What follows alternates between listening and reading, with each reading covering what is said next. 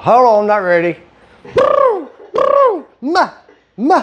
Okay, welcome back, folks. Brian Salter here with Salter Racing Engines, and I'm here with some friends, some students of horsepower, and we're gonna have some fun today. But we're talking about rock arm ratios and the effect they have on your valve train and the engine as a whole. So we're gonna talk about those. When you talk about a rock arm, we're talking about ratios, and it can be a follower rocker arm, so it doesn't matter. They all have a ratio to them, and what that means, let's say for example this is a 1.5 ratio. That means, and they're not by the way, they're not an inch, but let's just say it was an inch from here to here. That means if it's a 1.5, it'd be an inch and a half from here to here. If it's 1.6, it'd be 1.6. If it's 1.7, you get the idea. So that's how you get that that advantage of what a rock arm provides, or a follower. They both do the same job. Now, let's look at the board for a second. Rock arms, they multiply the cam lobe profile. They affect the lift at valve, duration at valve, and if the ratio is increased enough, they will increase valve overlap. They don't increase the overlap of the camshaft, but they increase what's happening at the valve.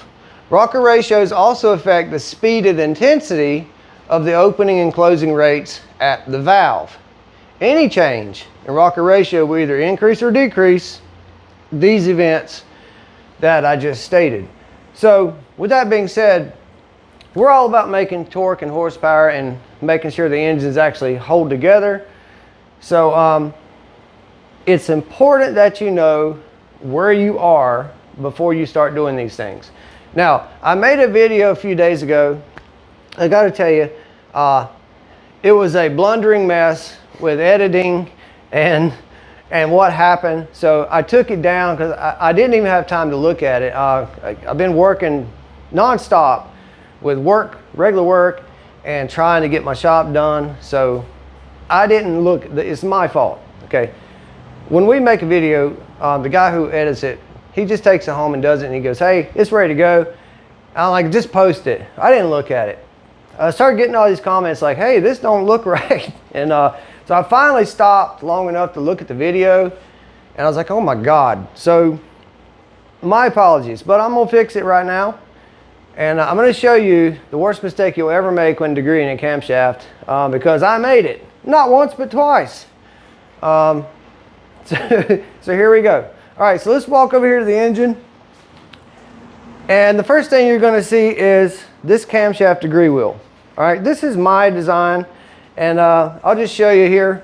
I've got my note taker took off on me. This is my original cam degree wheel. It's Precision Products, and you'll notice it's all banged up. Well, that's because the hurricane damage my shop took, which I am going to show you about that. Because I'll tell you right now, guys, you've never seen such destruction. And it just breaks my heart to look at it, so I don't hardly want to look at it. But that's why this looks this way. So I made this, and I have what's called intellectual property agreements signed with some companies so they can't duplicate my degree wheel. And what happened is I did so many engines of various shapes, sizes, big blocks, small blocks, Ford, Chevy, Chryslers, imports, 4 cylinders. I got sick and tired of the pointer situation, so I made this here. And this is basically a slide. I machined this slide of aluminum and black powder coated it. This is basically a set screw in the top that was really long. I precision ground it to a pointer. Got me some bubble levels offline. And then I put this on a radius table, well, the one I made. I put on a radius table, okay? And it's basically cut grooves in it. And I also put radius slide grooves in this fixture, so it's very solid, very accurate. And then I sent it to Comp. We signed some agreements, and they wanted to produce it, but there's some paperwork I need to do, and I never did. Now, I built this in 2008. I've been using it ever since. I love it. This is all I need. I don't need pointers. I don't need nothing else. And a smaller version of this, I can degree cams while they actually sit in the car, okay? So if any company out there wants to produce this, please contact me. And you know, I think I might be ready to make some. I don't know. But I've held off for years because I just didn't care about it. But yeah, anybody interested? I'm gonna show you. So now let's get to degreeing. before we start throwing rock arm ratios at things, we need to know where we are. We need to know how much clearance we have and all that kind of thing. So in context, just to show you a little bit, this engine came into us a couple of days ago. We built this engine back in 2011, and shoot, I left the oil pan in the back. But anyway, the guy hit a speed bump and busted the oil pan on it, and it didn't hurt the motor because he stopped immediately. But he's like, you know what? I'd like a little more horsepower, because it was very small. It was like 375 horse, okay? And I was like, well, sure, let's just go ahead and go through it. So we're going to go through it. And he wants some sound, but he wants also a little thump to it. So we got a nice shelf stock cam from Comp. Load separation angle on this is 110. They put 4 degrees in it, so intake center line should be 106. So all we do is use the piston stop method to find TDC, and I've already done that. And I've got a dial indicator here to show you what's going to be happening. So my camera guy, he'll stand over here. All right, so what I'm going to do, I'm just going to show you how this works. So we've already got TDC marked on the wheel just for the sake of time. So right here, we're at TDC. And I'm simply going to slide this until my bubble reads level. And make sure we are on TDC. As you can see, I'm dead zero and dead zero. Everybody see that? And now, instead of having a pointer, I just have a bubble slide. And it takes about 20 minutes off my time. I mean, set up and tear down. Now, if you do a ton of Chevys or something, you have a little pointer you can bolt in the same exact spot. Yeah, it may not help you, but if you do a variety of engines, man, this thing saves you a bunch of time. So now we know where we are. Let's also, this is my lifter dial indicator, and this lobe supposedly has 326 thousandths of lobe lift, so let's make sure that's what we have. So I'm going to rotate this thing. All right, so we're going to zero just here. All right, here we go. Let's see. There's 102. There's 310, 20. And I've been getting 25 the whole time, so that's what I've got. 325 thousandths lobe lift. All right, so we know that's right. Now let's degree this cam in. And the method I use is I go to max lift, and then I back up to 50 thousandths before max, write that number down. So get ready for that, my note taker. And then we'll write down 50 after max. So here we go. We're gonna go to max lift. All right, I'm just gonna go and zero that for the camera. Now remember, always take the backlash out of your chain, okay? So when you roll this backwards, I'm gonna go further than 50 and come back to it. So there we go, we're gonna stop at 50. We're gonna write this number down. Now this number is, calculator man, are you ready? This number is 63, okay? Now we're going to go to max lift and back to 50 and stop. All right. And I've got 150.5. 150.5.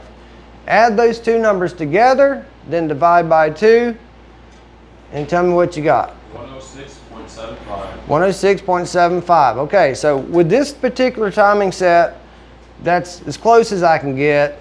And quite frankly, for what this is going to be doing, I'm not worried about it being any closer than that. So, very good. Now, we know the cam is in there the way Comp intended it, within a 0.7 of a degree. We know we're at TDC, we know we're correct, so now we can have some accurate measurements to check rock arm ratio, because the old saying is, if you go up a point in rocker ratio, you can get as much as 3 degrees duration added. Not to mention, a higher rocker ratio will lift the valve faster, and it does, by the way, because remember, if it's lifting the valve further, that means it has to get there and back to stay in time, so it's going to have to move that valve faster. And the higher in ratio you go, the more that intensifies. All right.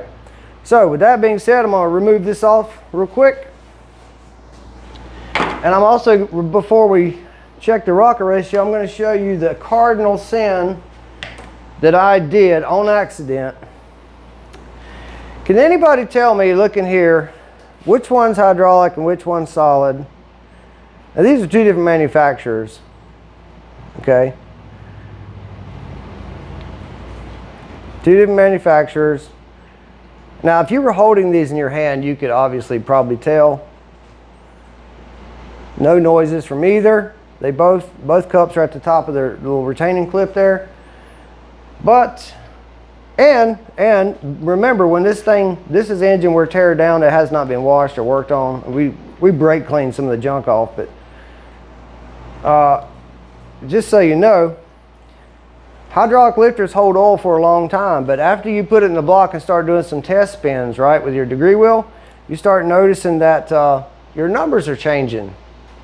You put it on there and everything was set up perfectly and your numbers are good, and then as you continue to look and check things, all of a sudden the repeatability stops.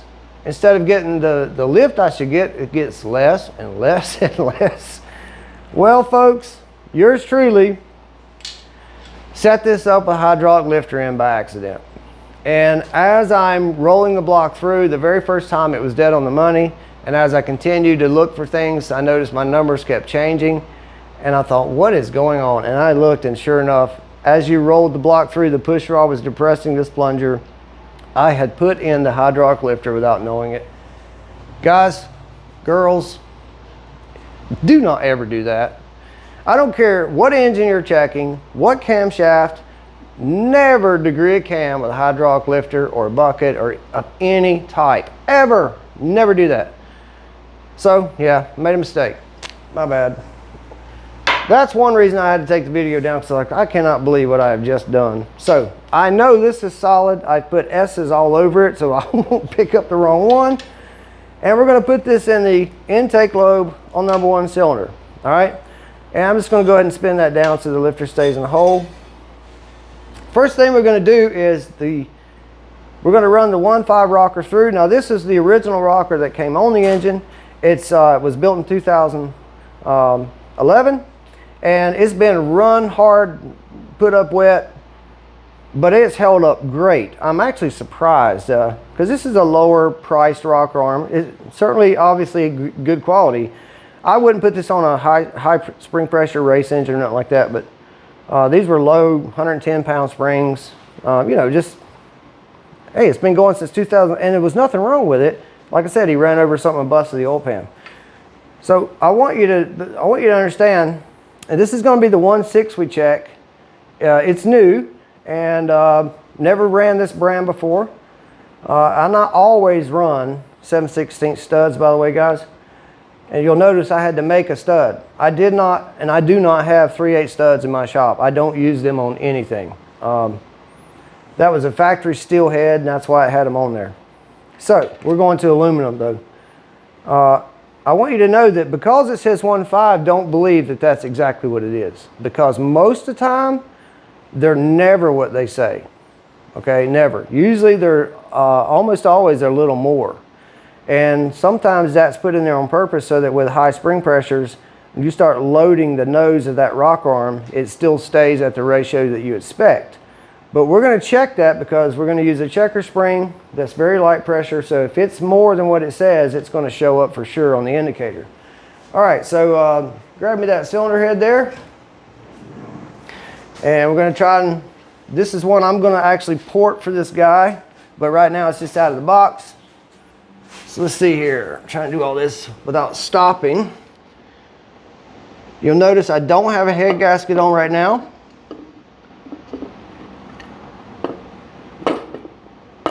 Where are you? Oh, there you are. I see. I was looking at the wrong one. Okay. Put my bolt in there so this thing don't go flying off on the floor. Thank you, sir. All right.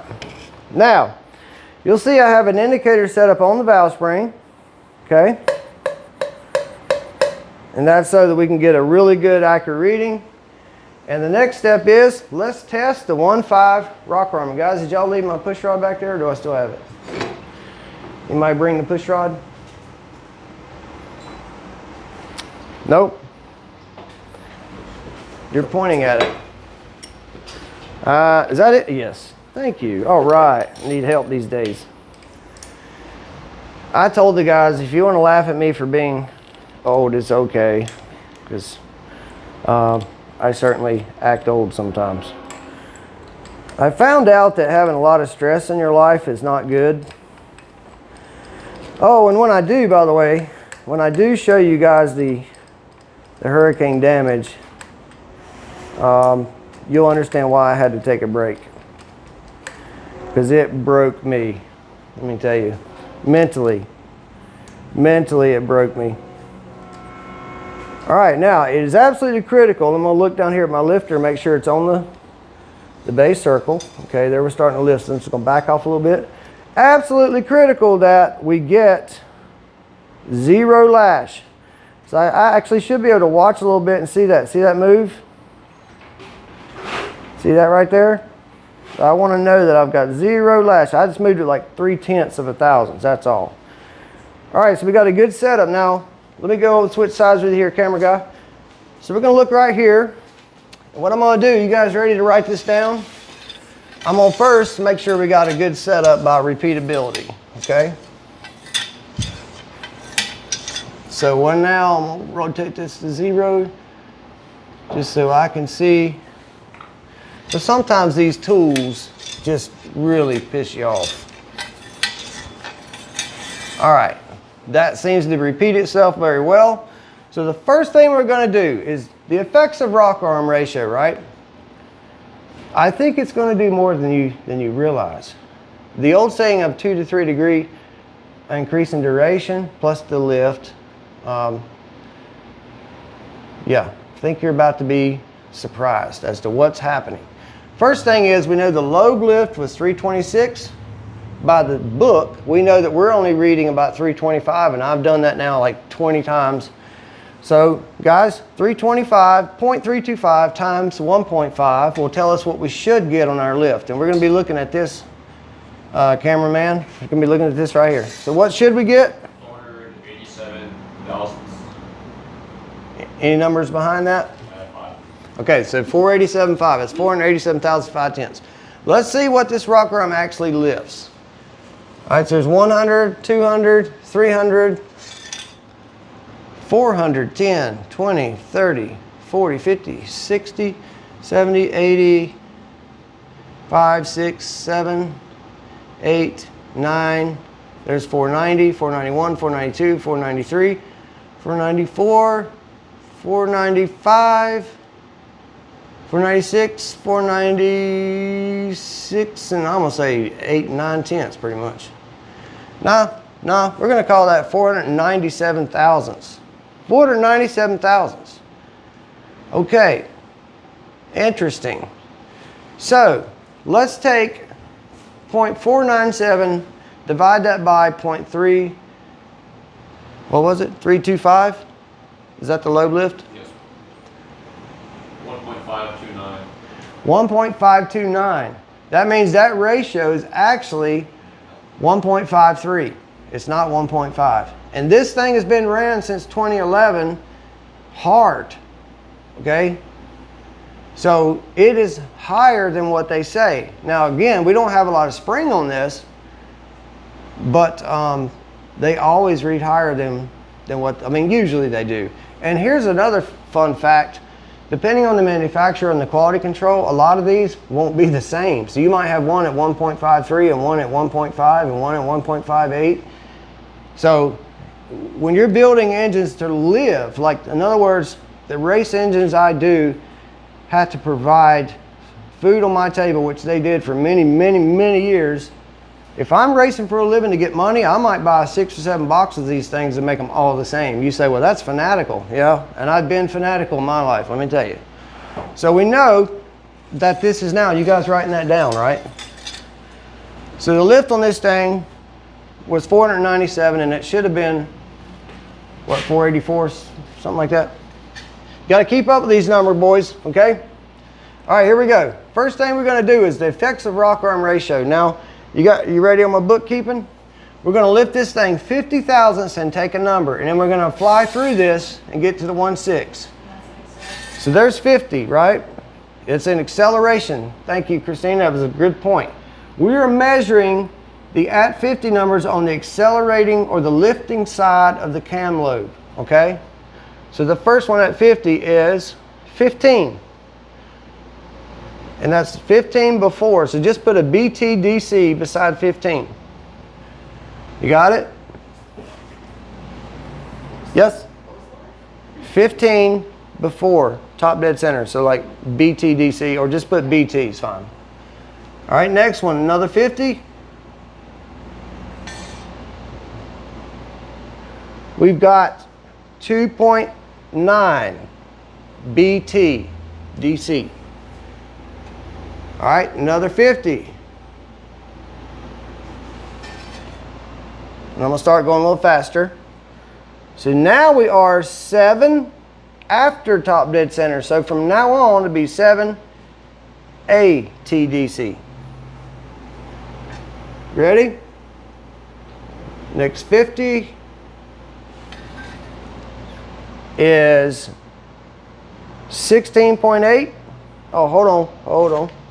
16.5 after TD. All of them will be after from here on. I'll tell you when they change. Next 50. We've got 26. Next 50. We've got 35.5.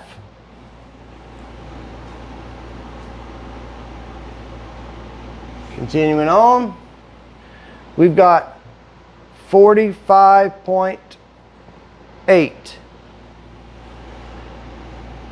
All right, Christina, which one are we on now? You're on 400. All right, coming up to 400. We got 57 exactly. Next 50.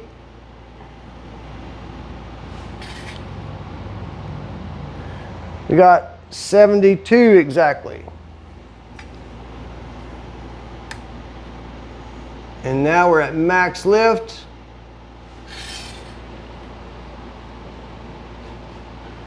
We've got 105 exactly. Okay, that was max lift. Now, we're starting from deceleration. You ready? So rolling over the nose, we're going to stop at the next 50. Yep, this is 450 going down. You say, well, wouldn't it be the same? Nope. All right, we're at 139. Next 50, oops. Next 50. 155.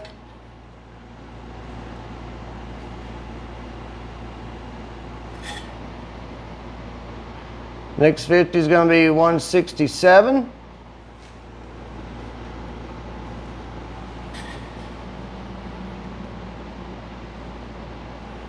Next 50 is 177.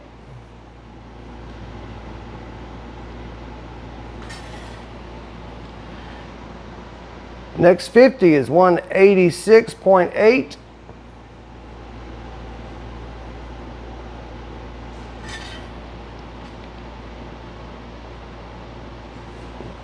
$175.8.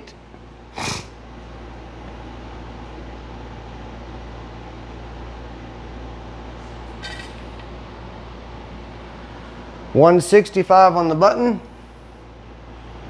Next 50.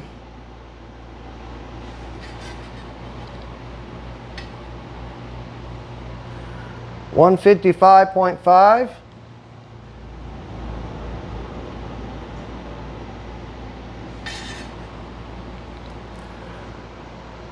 $149.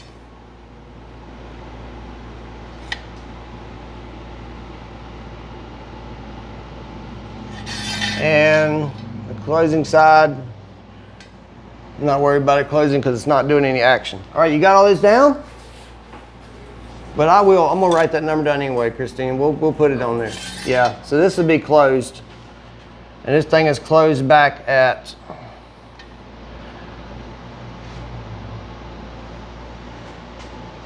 78 point, oh my knee, 0.9 on the closing side. Are we ready? You got that? Okay, very good. Now let's throw the 1/6 on here and see what's going on. Thank you, sir. Let me hand you all this first. I got one more piece. Get my makeshift 3/8 studs out of here. All right. Gonna put our handy dandy 7/16 stud in. I know this is long, guys, but trust me, it's gonna be worth it to you. You're gonna see. Just wait and see what you see here with all the results added up. Okay, again, I want to make sure I'm on the base circle. I'm going to go to the indicator here.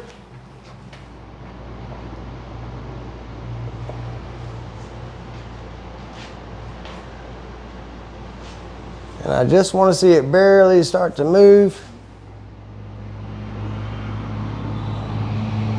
A little much. Okay, right there is about 2/10. And I want to make sure we get a good repeat on everything. You say, why are you doing that? Cause trust me, man, these tools, they just can mess your day up. All right, now the lobe lift is actually what, 325? 325. Okay, so let's multiply. What is it? What should it be with a 1/6 rocker?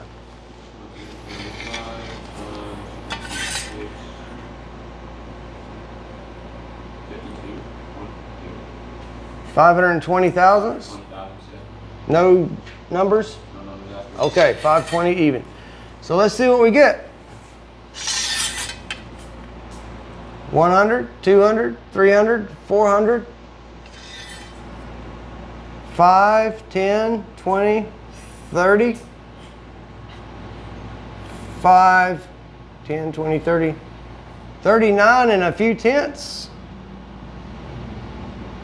Yeah, let's just call it 539.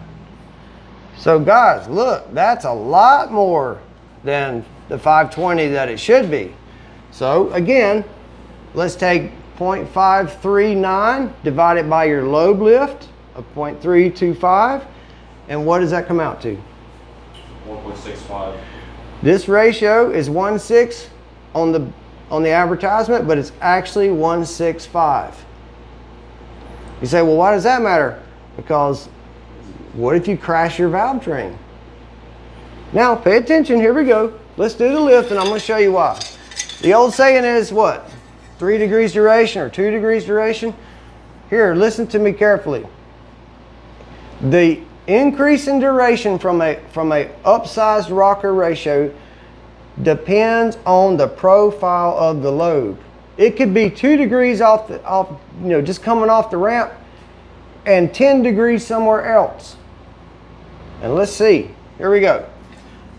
First check. You ready? You ready, Christina? First at 50 on the 1/6 rocker. This is on the acceleration side, the lifting side.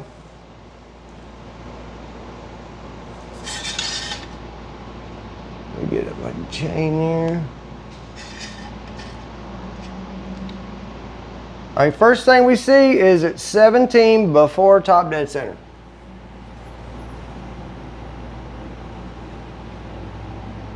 Next 50.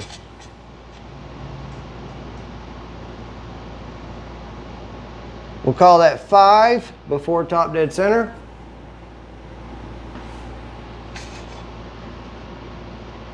All right, the next one is 4.5 after. You still with me? Okay. Next 50. Thank you. Is going to be 13.8. Of course, after.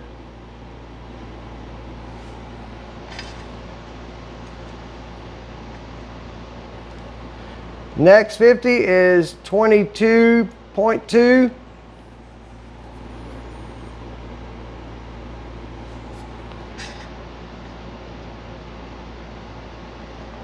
Next 50 is 31, even.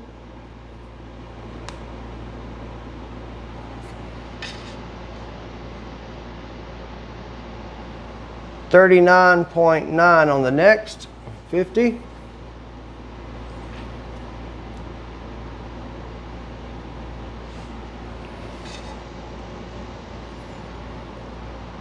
$49.5 on the next 50.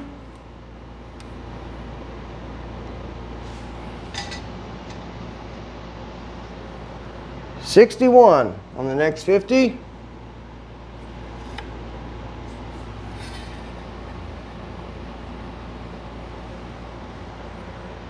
$76.2 on the next 50. Okay. Here's your max right now. Is 109.8. Now we're going to go to the deceleration.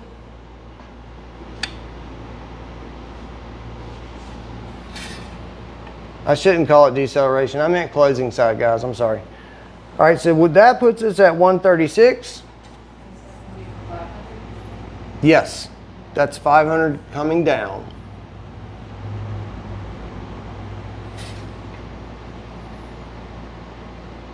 Next is 151.2.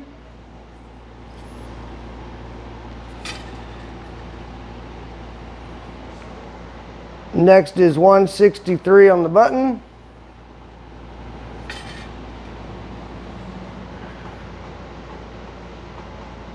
$173 on the button.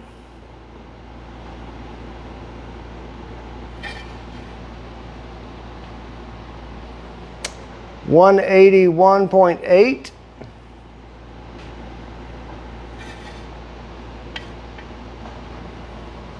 $170.5.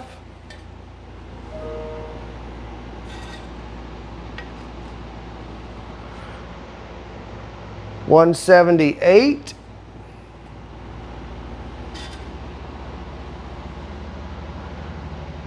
$168. Oh.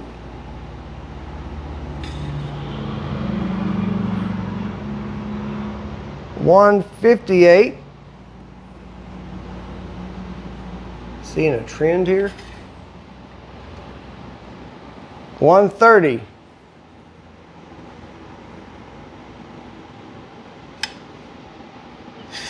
And $73. Closed. Okay. Have all that? Let's see what we got. Now let's look here, guys. First, let's compare the lifting part of the lobes from a 1.5 to a 1.6. We know that the one was 497, the other rocker is 539, so that is a considerable change in lift. And it has to be much faster to be able to stay in time, so pretty big gains right there. At 50, you got 15 and 17. So what is that? That's 2 degrees of duration. 100, you got 2.9, which is almost 3. Let's just call it 3. And 5, so there's still 2 degrees of duration. Here you have 7 and 4.5. All right, so that is going to be 2.5. 16.5, and might as well, let's just round up for ease of use and call that 14. Still 2.5. 26 and 22. That's 3.8 degrees difference. 35.5, 31. Now you're looking at 4.4 degrees of duration difference. Look at this one, 45.8 and 39. Let's just call that 40 and call that, we might as well almost 46. That's 6 degrees of duration right there, guys. 6 degrees of duration at 50, if you don't have the piston valve clearance, you can hit stuff. In this location, you're not at a danger of hitting anything. But my point is, this is a ratio. It's not 1 to 1. So if I have a different style cam lobe, even with the same lobe lift, this could all be completely different.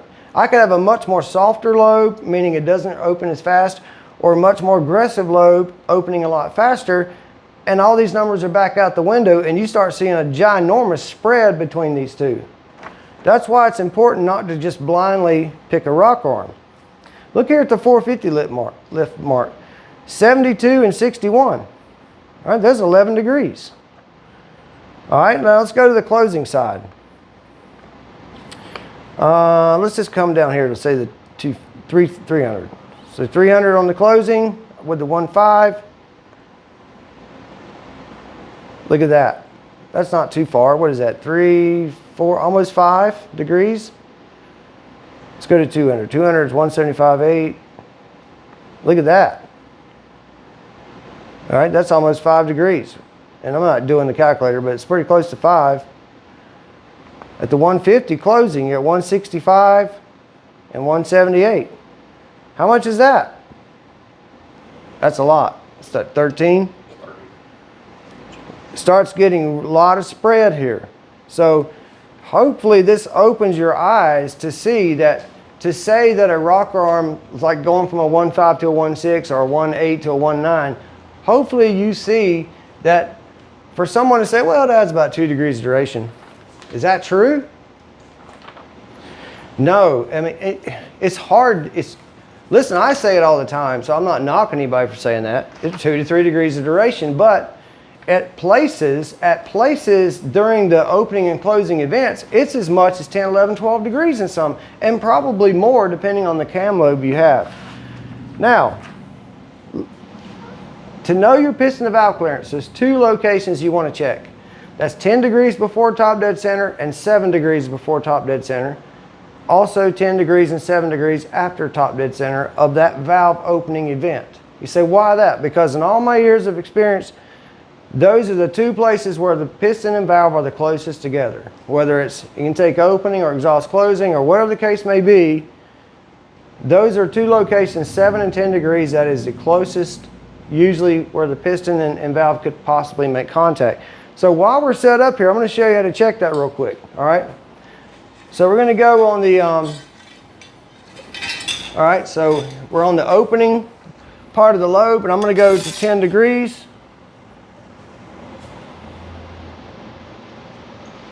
I'm going to take 10 and bring it up here to 0.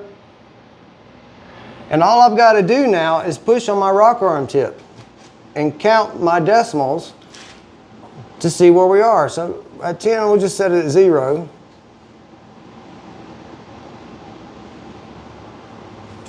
10, 20, 30, 40, 50, 60, 70, 80, 90, 100, 10, 20, 30, 40, 50, 60, 70, 8, 70, 76. All right, so I got 176 right there. Now keep in mind, I don't have no head gasket on, so it's actually a lot more. And now we're going to go to 7 degrees and check it.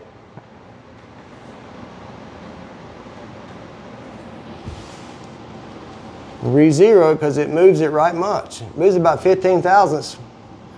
There we go.